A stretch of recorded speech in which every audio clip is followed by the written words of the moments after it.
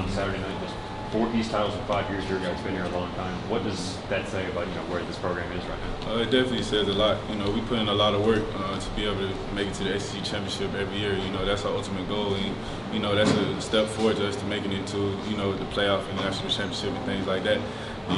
We always take pride in winning our games on the East. Like I said, when any team plays us on the East, we make sure that they don't want to play us again. So that's our goal every time we step out on the field on the East side. We want to dominate this division. I feel like we've done a pretty good job of that over the past couple of years. How does that fall into there? Because obviously this is a program that's got bigger goals. Is winning the East like the first step? Is it a goal and you see what else happens after that? Like how would y'all describe it? Yeah, it's definitely the first step, but it's plenty more steps we got to go. We know that this is just a stepping stone to get where we want to go. Our ultimate goal, like I said, we want to make it to the top. We want to, at the end of the year, we want to be the #1 team in the nation and things like that. So it's definitely a goal accomplished, a milestone that we wanted to reach, but we're not done yet at all. Chris, just talk about getting back on the field last week against Florida. I know you dressed against Kentucky. That play looked like you kind of wanted to get back out of that. Yeah. How are you right now? Yeah, I definitely wanted to play. I miss being out there with the guys and stuff like that. So it was great being able to get back out there against Florida and be able to go to war with the guys and things like that. I'm a real competitive guy, so not being able to be out there against Kentucky, it was really biting and eating at me and stuff like that. But it was great to be able to see other guys get opportunities and things like that. And like I said, them guys went out there and handled business as always.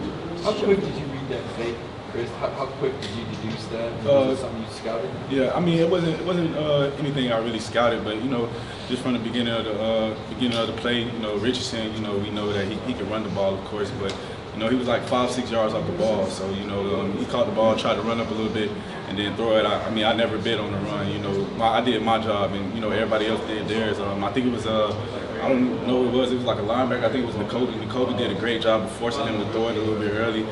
Me and Brady stayed in the back end. So, it's just a part of everybody doing their job and stuff like that. I wasn't trying to go play hero ball or nothing like that. I just wanted to stand back there and do my job, which is stay in my zone, play the ball. To be clear, you hurt your shoulder against Auburn. Is that a total subluxation? Did you have to pop it back in and all that? Yes, sir. You ever been through that before? No, I never been through that. I dislocated like my thumb before, but it wasn't the same. But it didn't hurt too bad. I felt pretty good, and Mr. Ron and our training staff and stuff like that, they have been doing a great job with me, making sure I'm fully prepared and ready to be back on the field. I've been strengthening those muscles around my shoulder and things like that.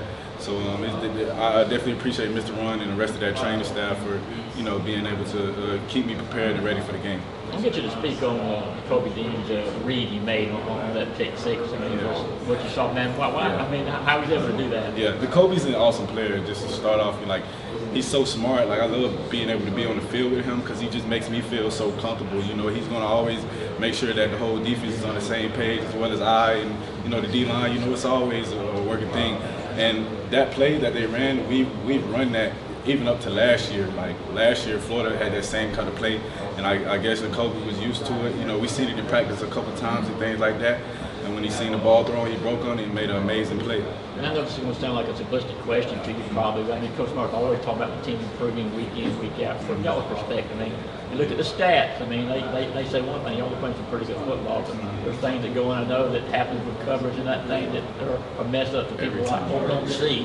So just address that and just what things y'all, along those lines, y'all have to get better at. Right, yeah, like every time, like you said, it's a lot of things that you guys don't see, and I say it every week I'm up here, we want to go to the doctor, like I said. So, the first thing we're going to do when we up here on Monday, we're going to try to figure out what went wrong and try to fix it. We're going to focus a little bit on the things that went good, but that's just a little bit of the parts that we try to focus on. The only way you can get better is focusing on the things that you were bad at.